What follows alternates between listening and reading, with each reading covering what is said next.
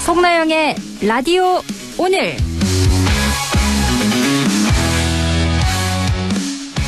여러분 안녕하십니까? 송나영입니다. 이상민 전 행정안전부 장관 집에서 거액의 현금이 발견된 사실이 뒤늦게 알려지며 의혹이 커지고 있습니다. 지난 2월 경찰 비상계엄 특별수사단이 계엄 선포 당시 언론사 단전, 단수를 지시한 혐의로 이상민 전 장관의 자택을 압수수색했는데 이 과정에서 5만 원권 현금 다발을 발견했다고 합니다. 일부 언론에서는 32억 원이라는 구체적인 액수까지 보도했지만 아직 정확한 액수가 그게 맞는지는 확인되지 않고 있습니다. 다만 수사팀이 깜짝 놀랄 정도의 거액이었다, 이렇게 전한 걸로만 알려지고 있는데요. 이상민 전 장관은 상식 수준의 비상금이다, 수백만 원 정도다, 이렇게 밝히고 있습니다. 과연 정확한 액수 얼마인지, 왜 그렇게 많은 현금을 보유했는지, 비상계엄 자금은 아니었는지 탈세 의혹도 있고요. 하루빨리 이 모든 의혹이 속 시원하게 밝혀줘야겠습니다. 안동문화방송 라디오 오늘, 광고 듣고 시작합니다. 당신에 대한 응원이 당신을 위한 지원이 될 수 있도록 신용보증재단이 당신을 보증합니다. 대출 고민도 뚝, 이자 부담도 뚝, 미래 걱정도 뚝. 신용보증재단 중앙회와 17개 신용보증재단이 함께하니까 든든하시죠? 함께 우뚝 신용보증재단. 한국인의 연금 공식 시작! 퇴직연금 한투, IRP 한투, 연금 이전 한투. 투자 전문가 한투가 관리 수수료 없이 평생 알아서 해주니까 퇴직연금 고민이라면 외우세요. IRP 한투. 한국투자증권. 한국투자. 원금 손실 발생 가능 및 투자자 귀속, 가입 전 상품 설명서 및 약관 필독. 춤과 노래를 즐기는 장수마을 가고시마의 100세 어르신들. 건강 비법은 흑초. 100세 시대. 골골백세냐 생생백세냐는 지금 결정됩니다. 늦기 전에 샘표 흑초하세요. 매일매일 흑초 습관. 샘표 흑초. 100년 동안. 7월 4일 금요일 라디오 오늘입니다. 일부 한 주간의 시사 이슈를 진단해봅니다. 최진봉의 시사 포커스 잠시 후에 만나보고요. 2부 이슈 오늘에서는 예천군의 청년 정책 알아봅니다.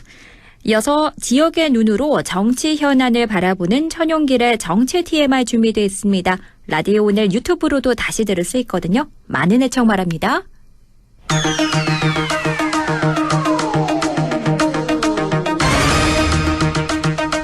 최진봉의 시사 포커스, 성공회대 최진봉 교수와 함께합니다. 교수님 안녕하십니까? 네, 안녕하십니까? 어제 이재명 대통령의 취임 30일 기자회견이 있었는데요. 우선 총평부터 해주신다면요? 저는 이재명 대통령이 30일 만에 기자회견 하는 것 자체가 대단히 이례적인 거거든요. 원래는 보통 100일 기자회견을 했잖아요. 네. 근데 30일 만에 기자회견 했다는 것은 기본적으로 자신감의 표현이라고 생각해요. 다른 걸 다 떠나서 30일 동안 숨가쁘게 지나온 이재명 정부의 그 역할들, 이런 부분들을 잘 설명했다고 생각하고, 앞으로 또 국민들이 궁금해하잖아요. 앞으로 어떻게 정책이 펴나갈지. 그렇죠. 그런 부분도 세세하게 잘 밝혀서 의미가 있었고, 또 하나는 기자들과 눈을 맞추기 위해서 연단에 앉지 않고 같은 높이에서 앉아서 질문도 받고 대답을 했는데, 질문도 정해진 게 아니고 즉석에서 질문하고 즉석에서 답변을 했잖아요. 네. 그런 점은 대통령이 어떤 생각을 갖고 있는지를 그대로 가감없이 다 볼 수 있는 기회였기 때문에 대단히 그 긍정적인 평가를 할 수 있는 그런 기자회견이 아니었나, 이렇게 생각합니다.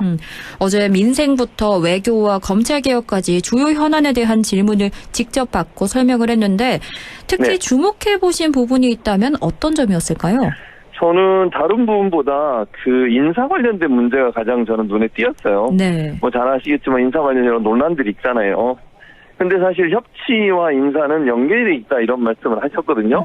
그것도 좀 그 신선하게 다가왔는데, 많은 분들이 왜 전 정부에 있었던 사람을 하느냐, 예컨대. 네. 또는 검찰인 뭐 예전에 특수부에 있었던 사람들을 왜 하느냐, 이런 얘기들이 있었잖아요. 네. 근데 실제적으로 보면 대통령이 그런 얘기 했잖아요. 나랑 친한 사람, 나랑 생각이 같은 사람만 하다 보면 사람을 찾을 수가 없다. 다 이제 그럼 다 그렇게 빼고 저렇게 빼면 좋은 사람을 찾기 어렵지 않느냐. 그리고 이게 협치와도 연관돼 있고, 나와 생각이 다른 사람을 중용해서 씀으로써 이게 좀 더 다양한 의견을 들을 수 있는 기회가 된다는 얘기도 했거든요. 네. 저는 그런 점이 의미가 있었다고 생각해요, 기본적으로. 그래서 그렇게 그 협치하겠다는 의지를 인사를 통해서 보여준 거, 그런 부분들이 이제 오해되지 않고 잘 좀 전달됐으면 좋겠다 이런 말도 저는 설득력 있게 들렸다. 그래서 그런 부분이 저는 좀 의미가 깊었고, 좀 그동안 논란이 됐던 여러 사안들에 대해서 명쾌하게 대답한 게 아닌가 이런 생각도 들었습니다. 네.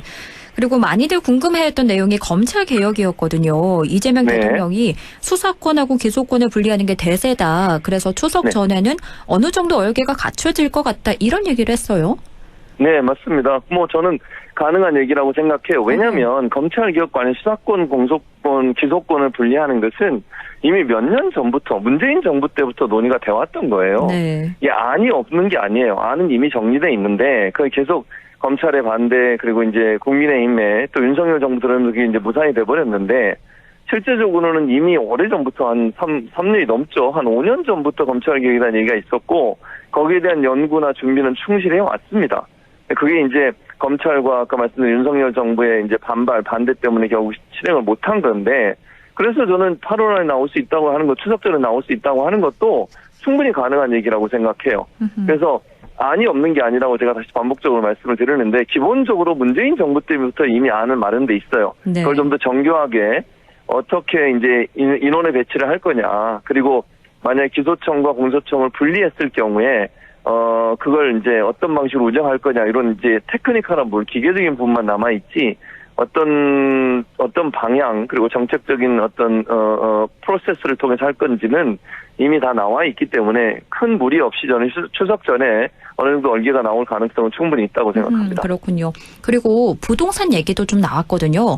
네네. 주택담보대출 한도를 6억 원으로 제한하는 이런 대출 규제와 관련해서 이 대통령이 맛보기에 불과하다. 투기적 수요가 부동산에서 금융시장으로 옮기는 게 낫지 않을까 싶다. 이런 말을 했는데 이건 어떻게 들으셨습니까? 저는 그게 사실은 투기를 막겠다고 하는 건 이미 여러 번 얘기를 했고요. 네. 부동산 투기를 막기 위해서 부동산 정책을 이제 은행의 대출을 좀 옥죄는 이런 방식으로 발표를 했잖아요, 전격적으로. 네. 그리고 이게 맛보기에 불과하다는 건 부동산 시장이나 아니면 투기를 하려는 사람들한테 경고 메시지라고 저는 생각해요.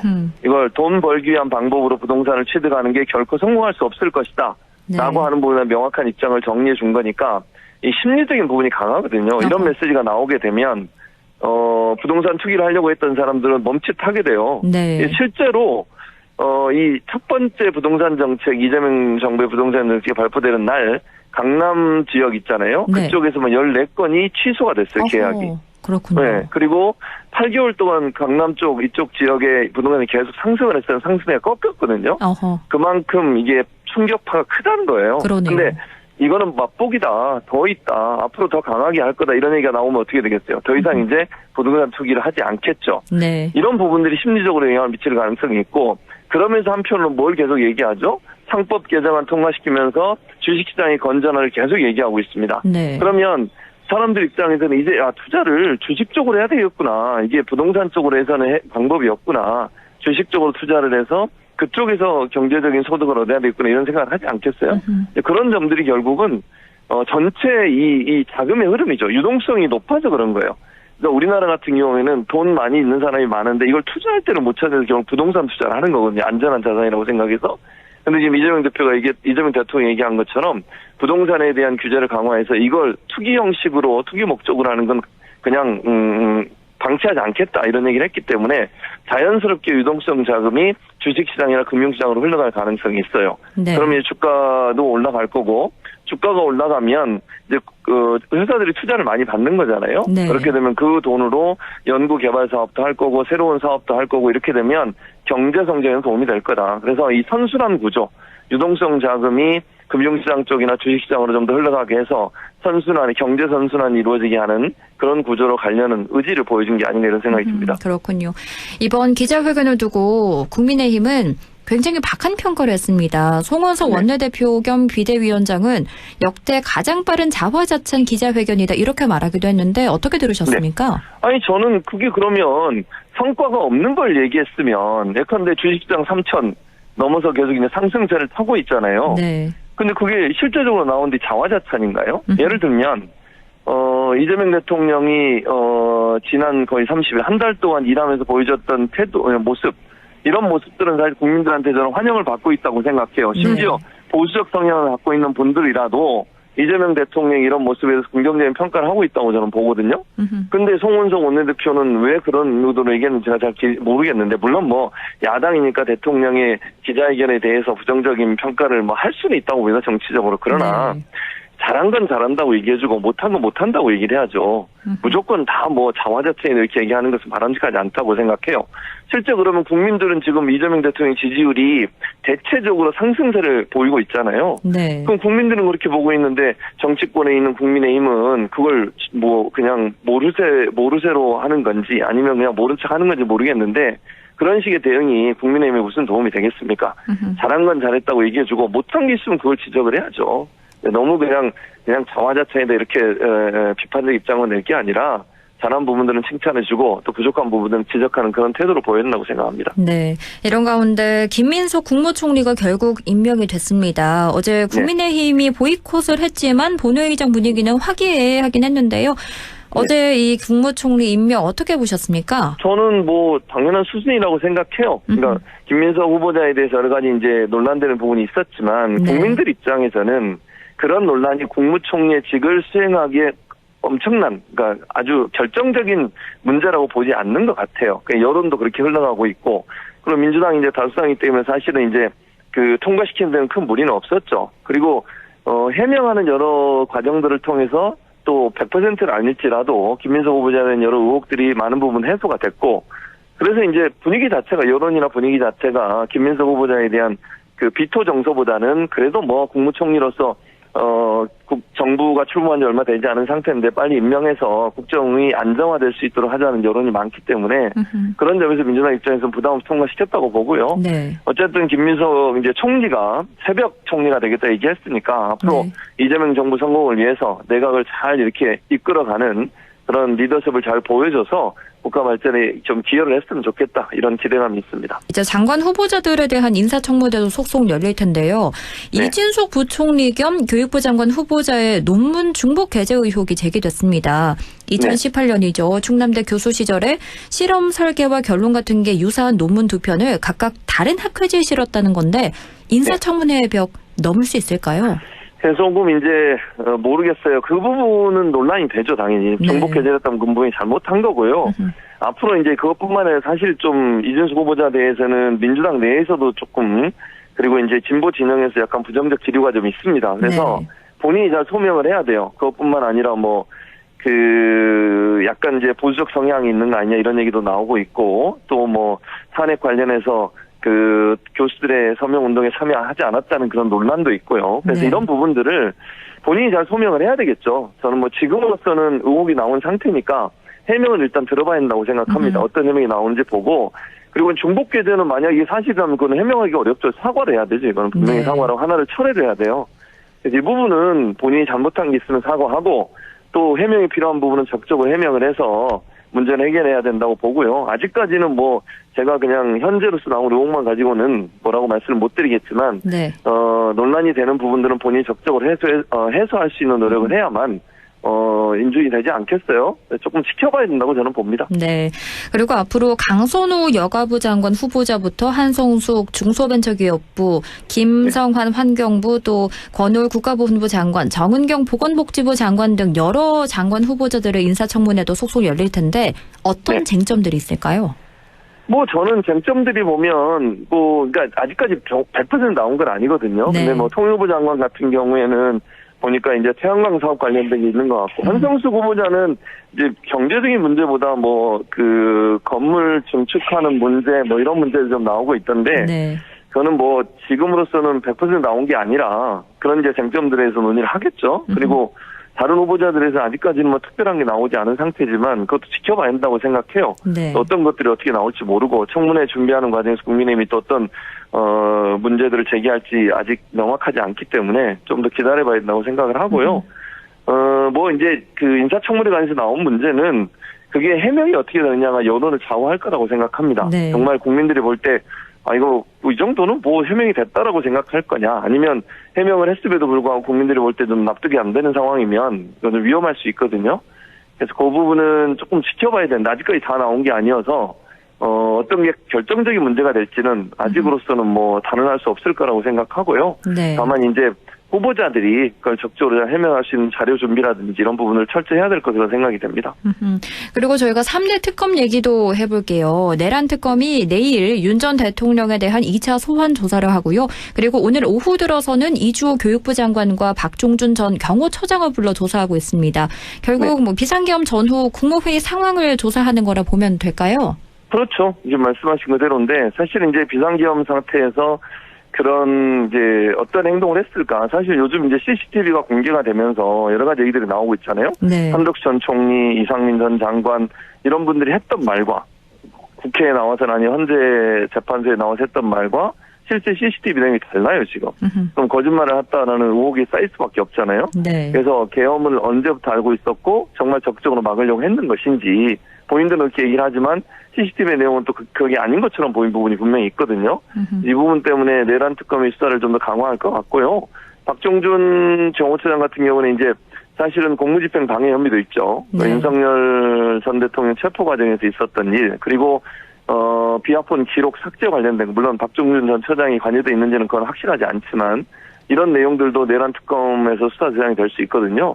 그런 부분들을 조금 자세히 보는 것 같고 국무위원들 한 명 한 명부터 지금 조사를 하고 있기 때문에 그 CCTV에 나와 있는 내용과 그들의 그동안의 어떤 발언들 이 차이점들이 왜 발생하고 있는지 어떤 내용이 진실이 아닌지 하는 부분을 파헤치는 그런 절차를 밟지 않을까 이렇게 생각이 됩니다. 네.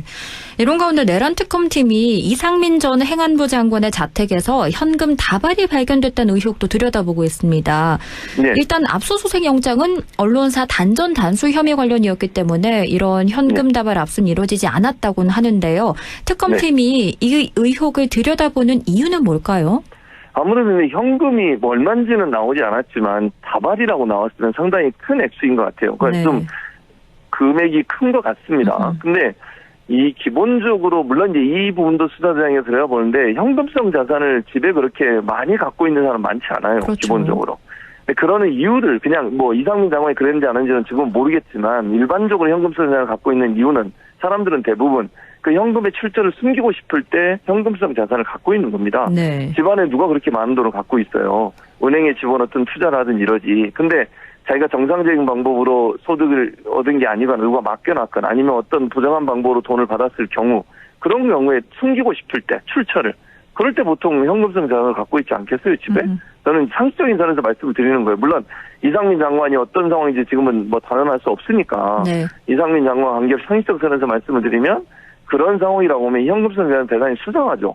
그렇게 거액의 현금성 자산을 집에 갖고 있다. 그리고 뭐 명품백도 많다고 하잖아요. 그런 여러 가지 상황이 의심스러운 거잖아요. 네. 그러면 이게 혹시나 내란 과정에 있었던 여러 상황과 연관된 게 아닌가 이런 의심도 들고 또 본인이 판사 출신이시잖아요. 네. 판사 출신의 장관이 그렇게 거액을 갖고 있는 것도 좀 특이한 상황이고요. 그래서 이런 부분들을 아마 이제 들여다볼 거예요. 이 출처를 아마 따질 겁니다. 어디서 이 돈이 나왔는지. 그 이제 중요하죠, 그게. 왜냐면 출처가 불명확하면 그 이제 범죄와 연관됐을 가능성이 있기 때문에 그렇습니다. 네. 그 부분은 아마 파고들지 않을까 이런 생각이 듭니다. 그렇군요. 그리고 김건희 특검팀은 정식 수사 개시 하루 만에 3부 토건 강제 수사에 돌입했습니다. 3부 토건 주가 조작 의혹은 16개 수사 대상 중에서도 거의 수사가 이루어지지 않았던 건데 1호 수상 대상이 됐단 말이죠. 이건 어떤 의미라 보십니까? 일단 지금 말씀하신 대로 거의 수사가 안 이루어졌어요. 네. 그러니까 의혹은 많았지만 뭐 예를 들면 뭐 그 멋진 해병인가요? 그 단톡방에 선부 매일 3부 체크하고 뭐 이런 말들도 있었고. 네. 그다음에 선부 토건의 전 회장과 윤석열 전 대통령이 친분이 두터운 걸 알려주고 있고요. 실제로 그 윤석열 전 대통령 김건희 여사를 소개해 준 걸로도 알려져 있습니다. 예, 그래서 그 이런 부분들이 어떤 정권의 비호나 정권의 어떤 영향력 때문에 일정 부분 동을 받은 게 아닌가. 왜냐하면 실제 우크라이나 재건 사업의 선부 통원인데 같이 동행을 했잖아요. 네. MOU를 맺는데 그런 부분들이 논란이 되는 거죠 사실. 그래서 이 부분은 수사가 안 됐기 때문에 빨리 한다고 저는 생각해요. 다른 건들은 이미 수사가 거의 진행이 많이 돼서 그거 검토하고 추가적으로 하면 되지만 선부 통원은 처음부터 해야 돼요 지금. 시간이 많이 걸리죠. 특검 입장에서는 시간은 제한이 있고 빠른 시간 내에 수사를 마무리해야 되기 때문에 아직 수사가 안 된 이 부분을 좀 더 집중적으로 들여다보는 것 같고요. 이 부분이 윤석열, 김건희 두 부부의 어떤 부정적 행위를 밝혀낼 수 있는 키가 된다라는 판단도 한 것으로 보여집니다. 네. 그런데 삼부토건이 압수수색이 있기 사흘 전에 이사를 했는데 증거 인멸 가능성에 대한 수사도 이뤄질까요? 당연히 그래야죠. 그게 3일 전에 옮겼다는 게 대단히 의심스럽잖아요. 왜냐하면 특검이 출범하고 본인들에 대한 수사가 올 것에 대해서 알고 있었기 때문에 일부러 옮긴 게 아닌가. 옮기면서 여러 가지 증거를 인멸했을 가능성 충분히 예측해 볼 수 있죠. 이것도 당연히 수사해야 됩니다. 증거인멸 같은 경우에는 범죄 행위잖아요. 네. 본인들의 범죄를 숨기기 위해서 만약에 증거를 인멸했다면 그것도 처벌 대상이기 때문에 저는 이 부분 수사가 반드시 들어갈 거라고 생각합니다. 그리고 대단히 의심스럽잖아요. 네. 아무 잘못이 없다면 뭐 특별한 이유가 없는 한 사무실 옮길 이유가 없잖아요. 근데 회사에 사무실 옮겼다고 하는 것 자체가 의심을 받기 충분해요. 이 부분에 대한 조사는 반드시 있어야 되겠죠. 마지막으로 최혜병 특검 관련 얘기를 해보겠습니다. 최혜병 특검은 핵심 관련자들에 대해 출국 금지 조치를 이어가고 있고요. 또 임성근 전 해병대 1사단장을 소환해 조사를 했는데요. 그런데 임 전 사단장이 한 점의 의혹도 없다 이렇게 말했는데 어떻게 들으셨습니까? 그게 저는 믿어지지 않습니다. 네. 본인 입장에서는 처벌받지 않으려고 그렇게 얘기하겠죠. 그러나 지금의 여러 정황들을 보면 임성근 전 사단장을 구명하기 위해서 윤석열 대통령이 경로를 했고 그 경로 과정이 의심스럽다라고 하는 게 일반적인 판단이잖아요. 그리고 국방부 당시에 이종섭 전 국방부 장관이 사인까지 한 문서 경찰로 이첩했는데 그걸 다시 가져오고 이런 과정은 이건 석연치 않아요. 이거 뭐 한 점의 의문이 없다는 그 말은 임성근 입장이고요. 네. 일반 국민들이나 수사 당국에서 봤을 땐 그런 의문투성입니다. 의혹이 너무 많아요. 그래서 저는 임성근 전 사단장의 말은 본인 입장에서 본인의 죄를 어떻게든지 좀 드러나지 않기 위한 수단이라고 생각하고 그런 발언이 네. 수사 당국에서는 전혀 개의치 않을 겁니다. 특검이 밝혀낼 거라고 보고요. 그 과정에서 윤석열 전 대통령이 왜 경로를 했고 임성근을 왜 그렇게 구하려고 했고 그 과정에서 이정호 블랙펄 인베스터 사장은 어떤 역할을 했고 이런 부분들이 수사의 대상에서 대상이 될 거고 그 과정을 통해서 자세한 어떤 비리의 내용이 밝혀질 거라고 생각합니다. 네. 순직 해병 특검이 다음 주부터 이른바 VIP 경로설과 관련된 조사를 본격화하겠다 이렇게 밝혔는데요. 차상병 특검팀은 다음 주 월요일에는 김계환 전 해병대 사령관을 불러 조사할 예정입니다. 어떤 것들이 또 밝혀질지 함께 지켜봐야겠습니다. 지금까지 성공회대 최진봉 교수와 함께했습니다. 오늘 말씀 잘 들었습니다. 고맙습니다. 네, 감사합니다. 라디오 오늘 2부에서 뵙겠습니다.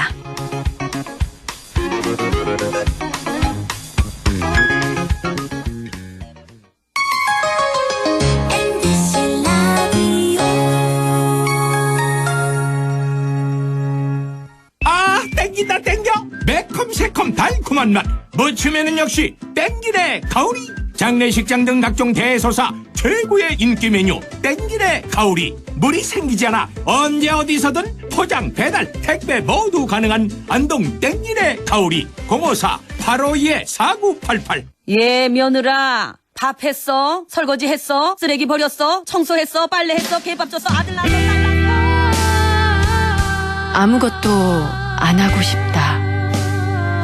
이미 아무것도 안 하고 있지만 더 격렬하게 아무것도 안 하고 싶다. 지금은 그냥 라디오만 듣고 싶다. MBC 라디오. MBC 라디오 라디오 청취자 10명 중 4명이 듣는 방송 국가대표 라디오 MBC 라디오. 오늘도 안전하게 음주운전 예방수칙 알려드립니다. 첫 번째, 술자리가 예정된 경우 미리 귀가 방법을 정하고 차는 가져가지 않는 것이 안전합니다. 두 번째, 음주 후 자전거나 전동 킥보드를 이용하는 것도 음주운전 처벌 대상에 포함됩니다. 세 번째, 과음을 한 다음 날에는 대중교통을 이용해주세요. 숙취 음주운전 역시 처벌 대상입니다. 네 번째, 음주운전을 방조하는 경우에도 3년 이하의 징역형 또는 1,000만 원 이하의 벌금형에 처해질 수 있습니다. 적극적으로 말려주세요. 위험한 음주운전 미리 예방하여 소중한 생명을 지켜주세요.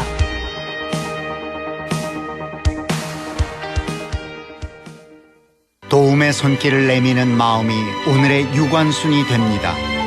편견 없는 세상을 꿈꾸는 뜻이 오늘의 김구가 되고 소외된 이웃을 위한 헌신이 오늘의 안중근이 됩니다. 다른 시대 같은 마음은 이어집니다. 공익광고협의회 100.1 MBC 라디오 6시 30분 13초 지나고 있네요. 이슈 오늘입니다. 요즘 뉴스에서 지방 소멸, 청년 인구 유출 이런 말이 정말 자주 들리는데요. 실제로 많은 지역에서 청년 인구 감소로 어려움을 겪고 있습니다. 이런 가운데 청년들이 다시 찾고 머무르고 정착하고 싶은 지역을 만들기 위해 발로 뛰는 지자체가 있습니다. 바로 예천군인데요. 예천군 인구 청년 정책팀 박상규 주무관 연결해 자세히 알아봅니다.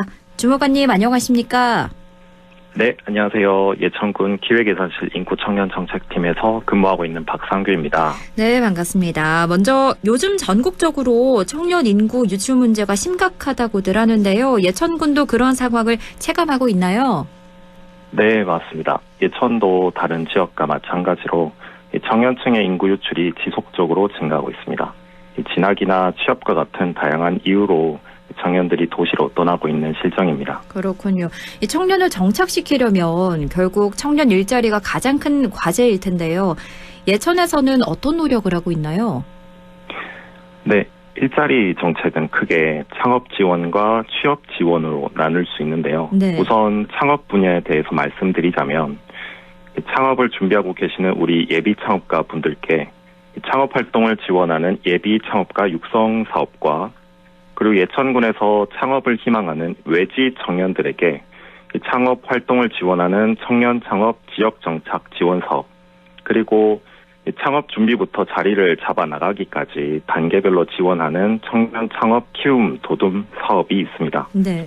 특히 청년 창업 키움 도둠 사업은 창업 활동비는 물론이고 이 맞춤형으로 교육과 멘토링 그리고 컨설팅까지 단계별로 지원해서 이 청년 창업가들이 안정적으로 성장해 나갈 수 있도록 돕고 있습니다.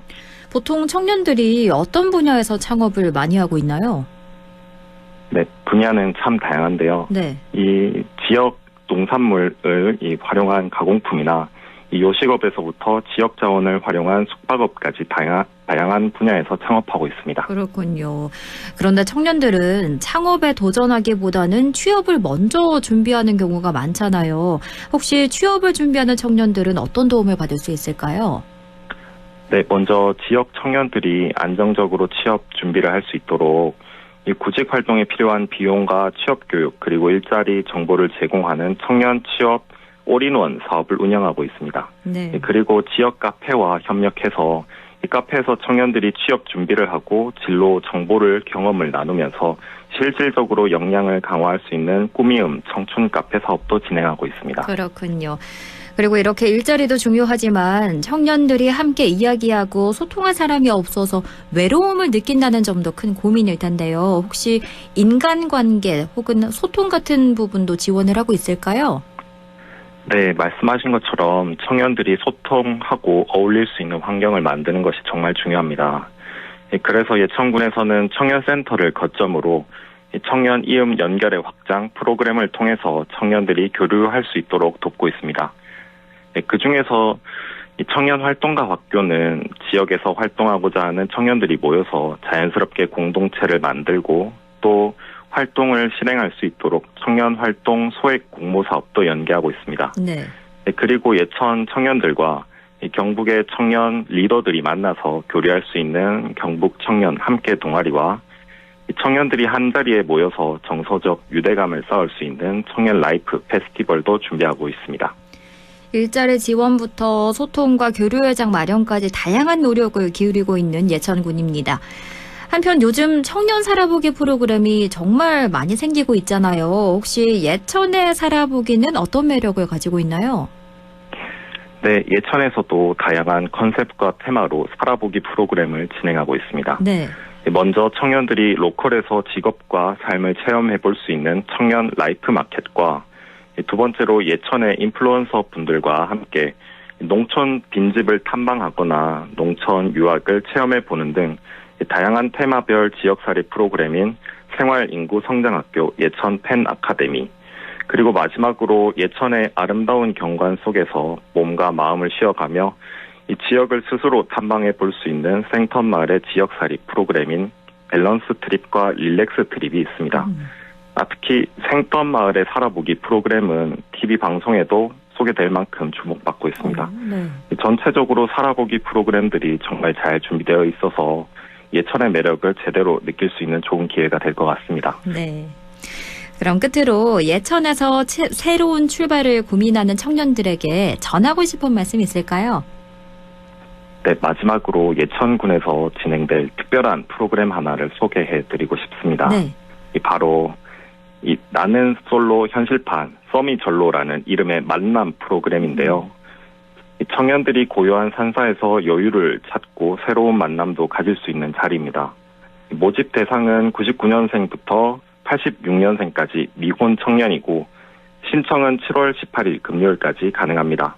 이 주변의 성격도 성품도 참 괜찮은데 정말 일이 바빠서 연애를 못하고 있는 친구, 직장 동료, 지인이 있으시다면 이번 기회에 따뜻하게 등을 떠밀어 응원해 주시면 감사하겠습니다. 네, 새로운 만남을 시작하고 싶다. 써미 전로라는 만남 프로그램에 참여하고 싶으신 분들은 7월 18일 금요일까지 신청하시기 바랍니다. 오늘 이렇게 예천군이 펼치고 있는 다양한 청년 정책들에 대해 이야기 들어봤습니다. 지금까지 예천군 인구 청년 정책팀 박산규 주무관과 이야기 나눴습니다. 고맙습니다. 감사합니다. 라디오 오늘에서는 청취자 여러분의 참여를 기다리고 있습니다. 우리 지역에서 발생한 사건 사고 소식이나 함께 토론하고 싶은 내용을 안동 MBC 홈페이지 라디오 오늘 게시판에 올려주시기 바랍니다. 전화와 문자 참여도 하실 수 있습니다. 전화는 851국에 7191번, 문자는 샵 0913번으로 보내주시면 됩니다. 문자는 단문 50원, 장문 100원의 정보 이용료가 있습니다. 여러분의 많은 참여 바랍니다.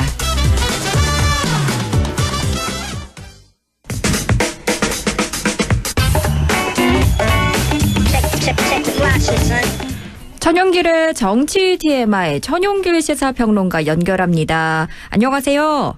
네, 안녕하십니까. 정치 TMI 오늘의 주제는요?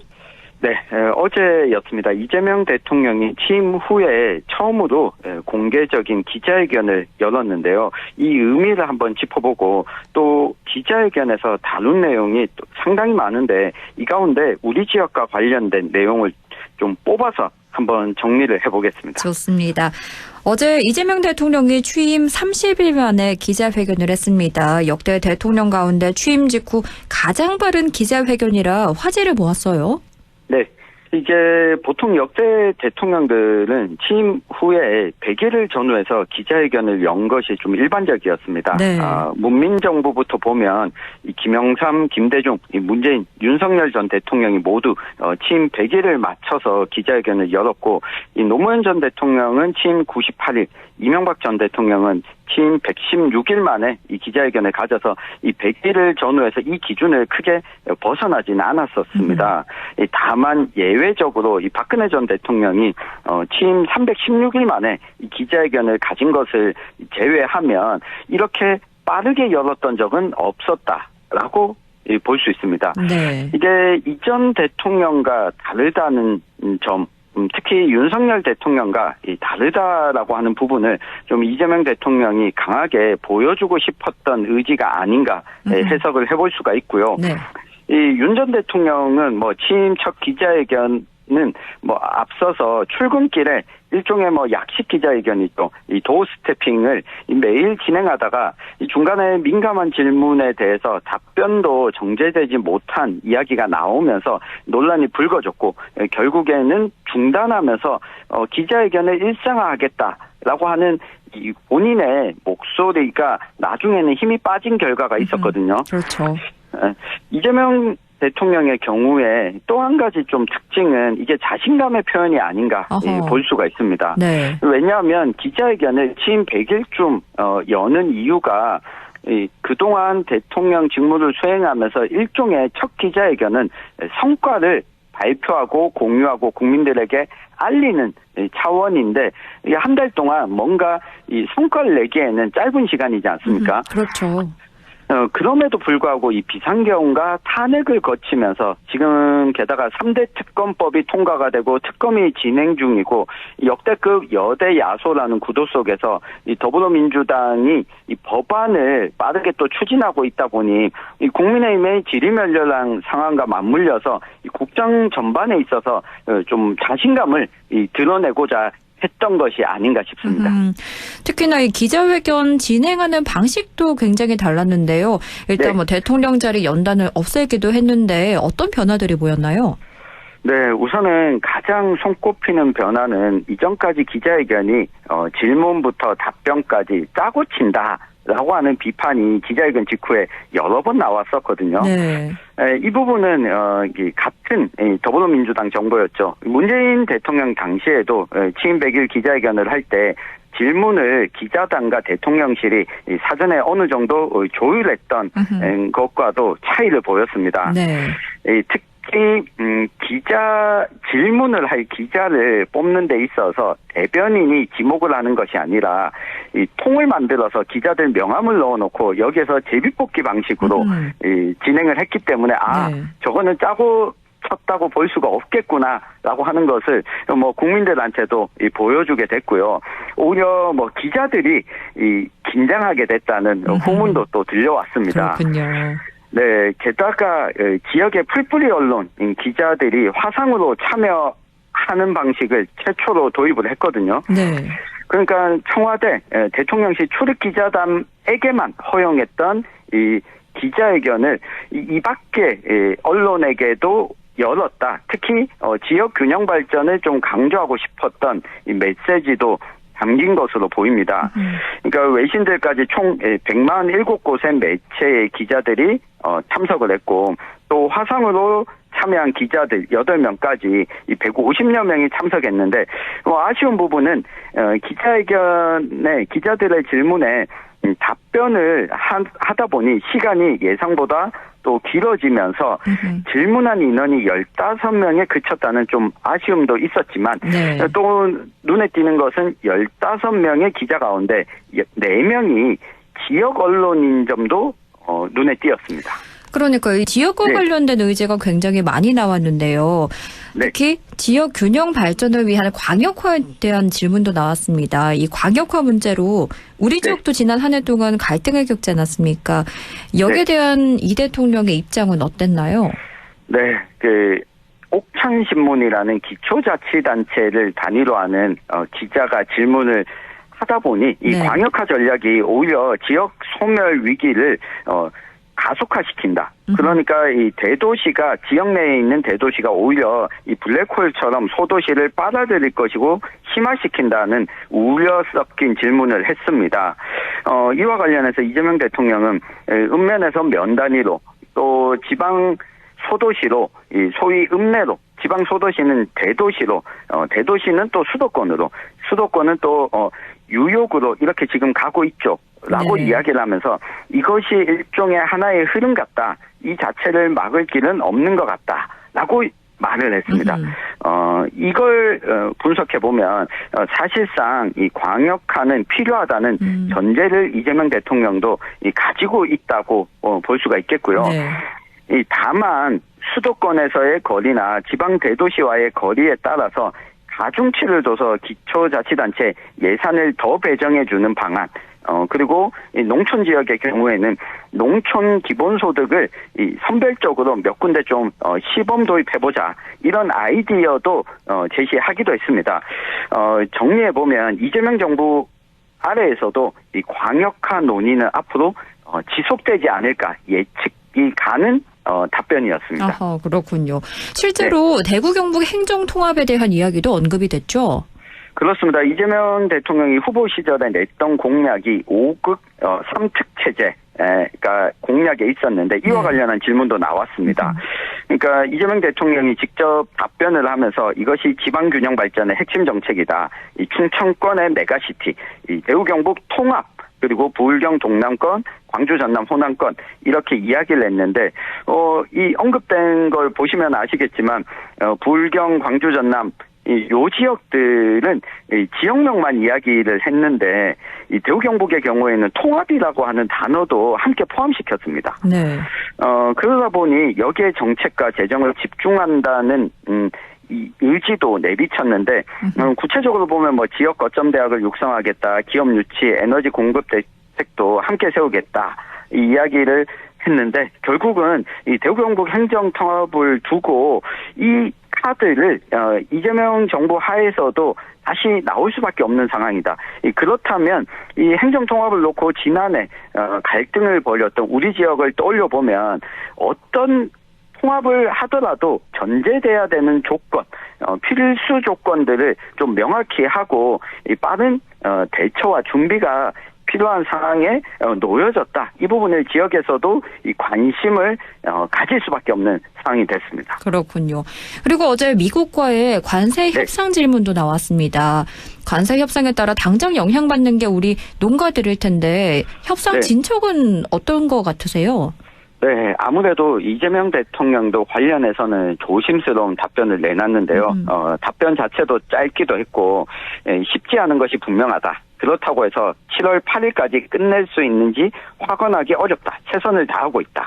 이렇게 답을 했습니다. 네. 그러니까 외교 문제인데다가 협상이 아직 구체적으로 오가지는 않아서 이 조심스러운 분위기를 반영한 것인데 이와 관련해서 이 질문 이후에 농업과 관련한 질문이 나오지 않은 것이 제가 보기엔 좀 아쉬웠던 부분입니다. 아무래도 지역 언론사들 또 대도시, 중소도시에 있다 보니까 농업과 농촌 관련해서는 상대적으로 후순위로 밀릴 수밖에 없었던 것 같은데 이야기를 왜 드리냐면 최근에 미국과 관세 협상에서 타결을 본 이 베트남의 예가 있습니다. 네. 그러니까 베트남의 애초에 트럼프 대통령이 46% 상호 관세를 이야기했다가 20%까지 낮추는 데는 성공을 했거든요. 그런데 여기에 조건이 달려 있었습니다. 그러니까 미국의 80억 달러 규모의 항공기와 여기에다가 29억 달러 상당의 미국 농산물을 베트남이 구매한다라고 하는 별도 양해각서를 체결한 겁니다.